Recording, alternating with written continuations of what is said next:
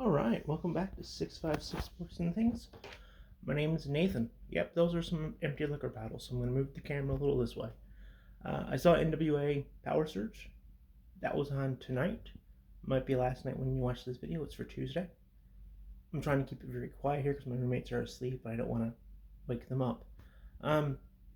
It's a good show. I'm going to hit you with basically what you need to pay attention to going forward. They are doing an NWA Hard Times 2 on December 4th, live on pay-per-view. Doing some matches there. This show was, I don't want to say it was hard to watch, but it had a feel of an old Superstars show, like an old WWF Superstars. So basically what they did, they had matches, but they were hard to follow. Not hard to follow in the ring. But the first two matches were, one of the first matches were JTG and Slice Boogie, and that was shot, I want to say this was shot back when they did the NWA 70, about a month, maybe 2 months ago. Must have been one of those off days because they booked the ballroom at the Chase Theater in St. Louis for an extra 2 days to do tapings, but there was just nobody there. It looked like an empty arena show, which is fine. But it's just really hard to get into wrestling when it's an empty arena. Now, I say it's odd, and it was.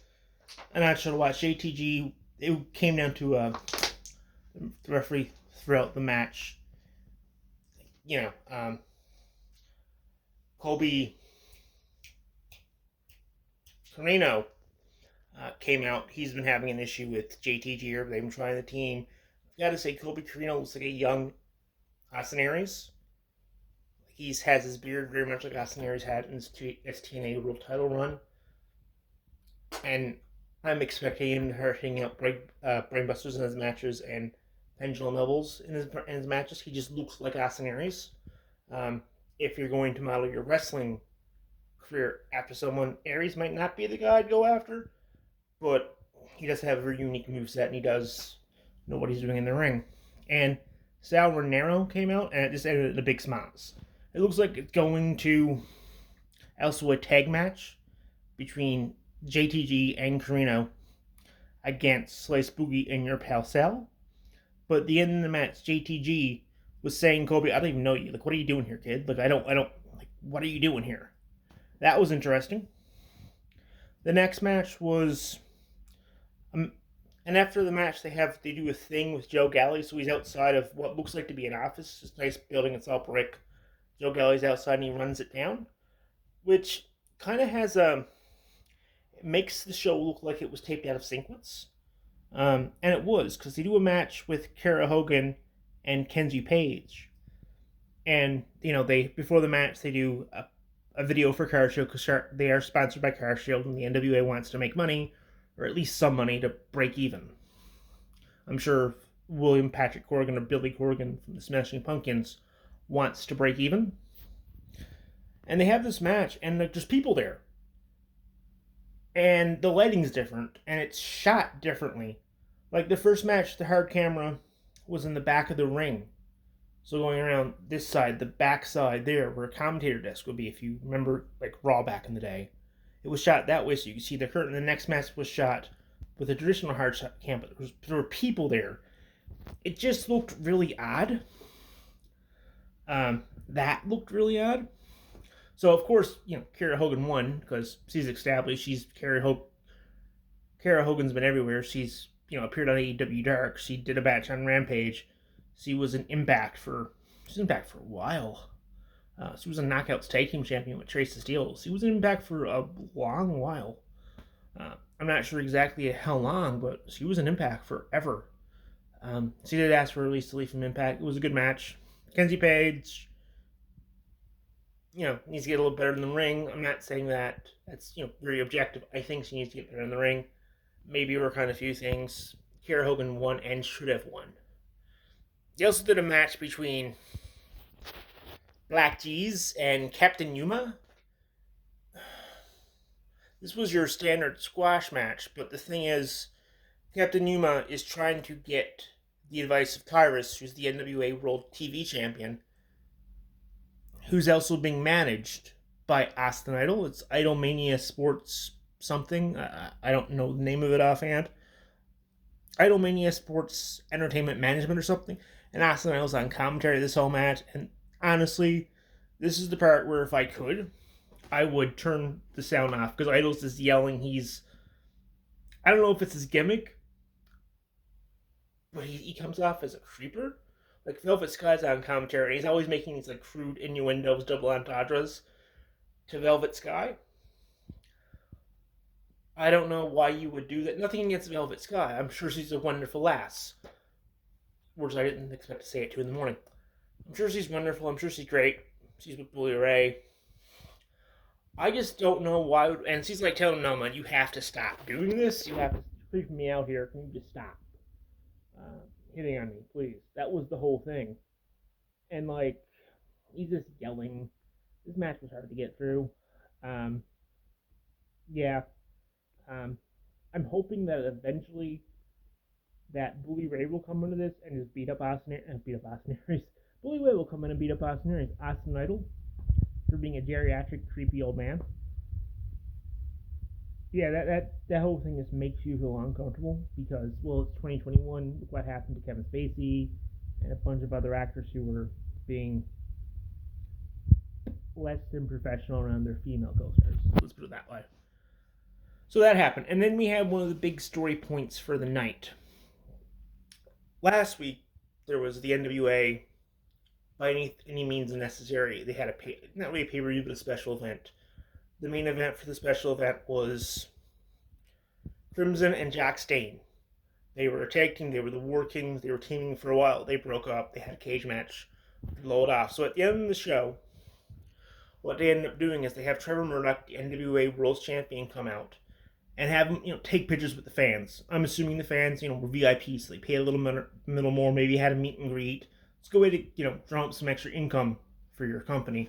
And they're in a cage, because the main event was in a cage, and they only want to take the cage down once. Like, they'll take that down when the fans go.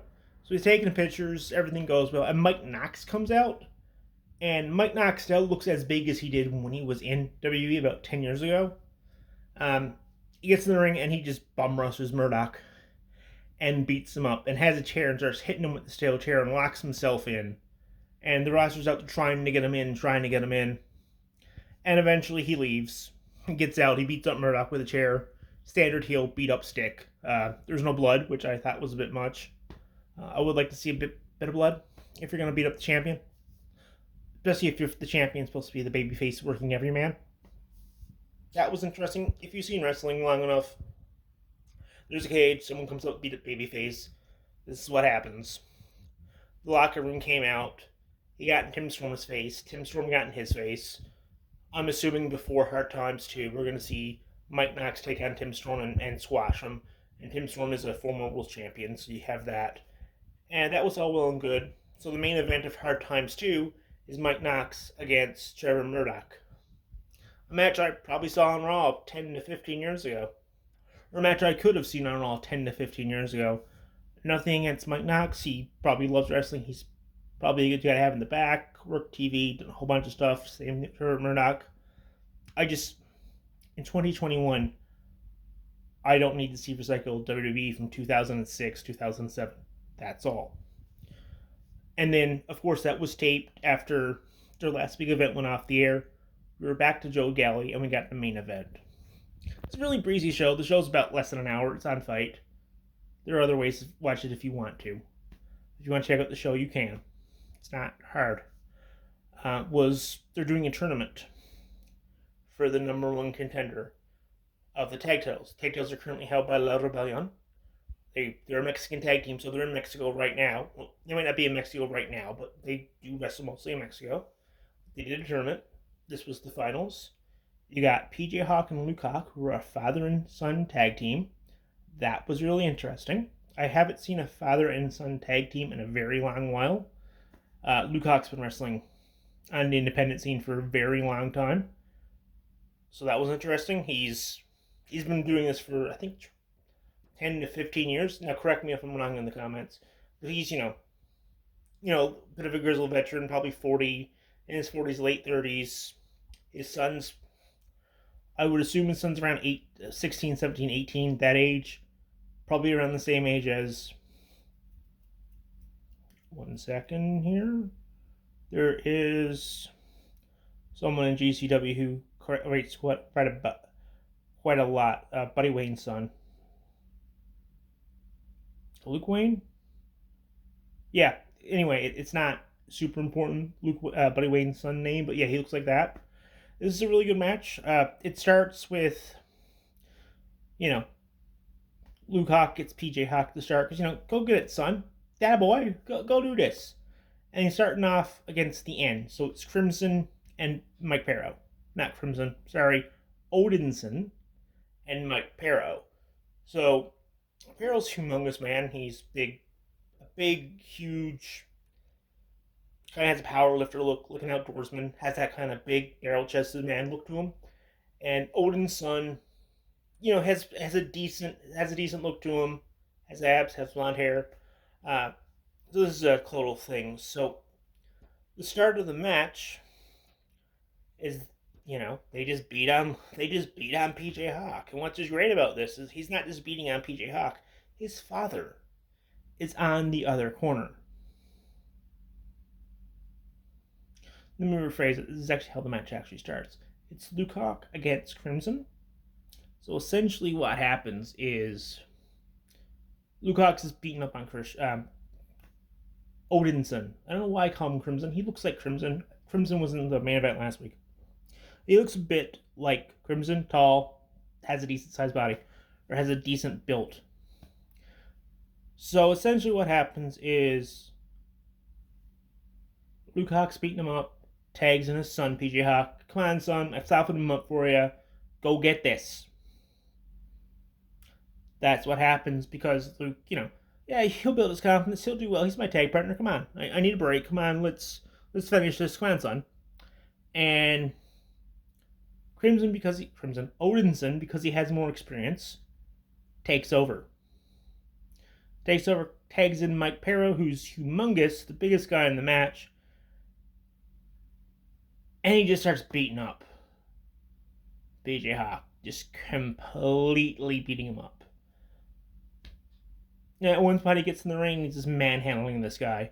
He's talking smack to Luke Hawk on the corner, takes his son up for a choke slam, and the camera cuts to Luke Hawk, and you can see, oh my god, oh my gentle redeemer, that is my son.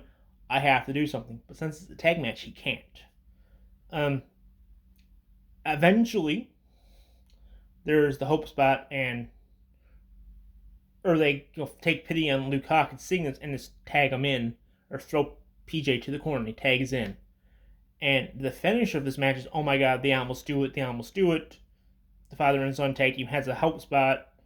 They throw PJ out of the ring, and they essentially hit a very different version of the Doomsday Device, where the Doomsday Device the Legion of Doom would do, you would do a clothesline. This team gets him up there.